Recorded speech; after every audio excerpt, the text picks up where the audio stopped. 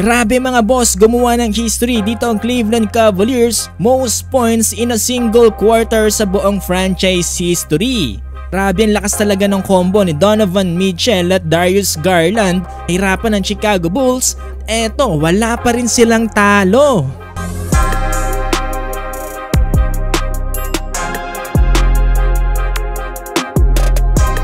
Eto na mga boss, no, Cleveland Cavaliers kontra dito sa Chicago Bulls sa NBA Cup. Sa mga nagtatanong, no, counted nga po pa lang lahat na magiging laban dito sa NBA Cup, magiging standing dito nga sa NBA regular season. Yung hindi lang kasama dito ay magiging finals ng NBA Cup. So dito na kagad tayo sa first quarter. Eto mga boss, grabe pa rin dito sila Donovan Mitchell at Darius Garland. At etong dalawang to, no, mga boss, no, hindi pa rin talaga mapigilan ng kanilang outside shooting. Itong si Donovan Mitchell ay nakapagtala ng 2 out of 3 from the 3-point line. Itong si Darius Garland ay 3 out of 4 from beyond the arc. Sa first quarter, nakapagtala kagad itong si Darius Garland ng 15 points at kay Donovan Mitchell naman, no, 11 points. Mangat kagad mga boss, sa 15 points ang kalamangan dito ng Cleveland Cavaliers by the end of first quarter, 49-34. Base nga sa report, no, itong pinakamataas na nagawa ng Cavaliers sa loob lamang ng first quarter sa kanilang franchise history. At dahil dyan, no, beast mode kaagad itong si Donovan Mitchell.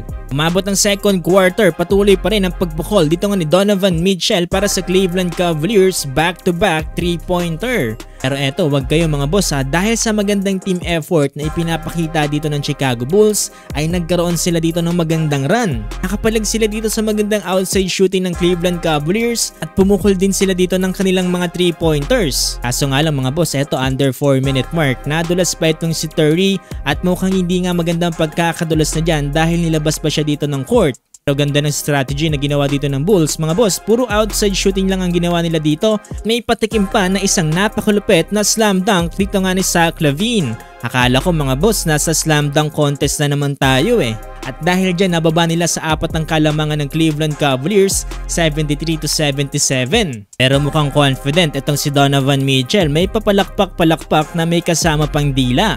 Eto mga boss, third quarter, nakahanap ng katulong dito sila Donovan Mitchell. Ganda ng pukol dito ni George Niang. Pero mga boss, surprisingly ay nakakasabay pa rin dito ang Chicago Bulls. Etong si Coby White ay bumuhat dito para sa Chicago Bulls. Nagpakawala siya dito ng 3 tres at nagpakita ng napakagandang hustle para sa kanilang team. Natulungan din siya dito ni Zach LaVine. Dahil dyan mga boss, sa tapos ng third quarter, 107-102, amang ng 5 points ang Cleveland. Fourth quarter, patuloy pa rin ang plano dito ng Bulls sa kanilang outside shooting mula dito kila Coby White at Patrick Williams. Pero itong sila Donovan Mitchell mga boss, balik arangkada na, kasama dito sila Jarrett Allen at Darius Garland. Pensa nila dito mga boss, puro salaksak na sa ilalim.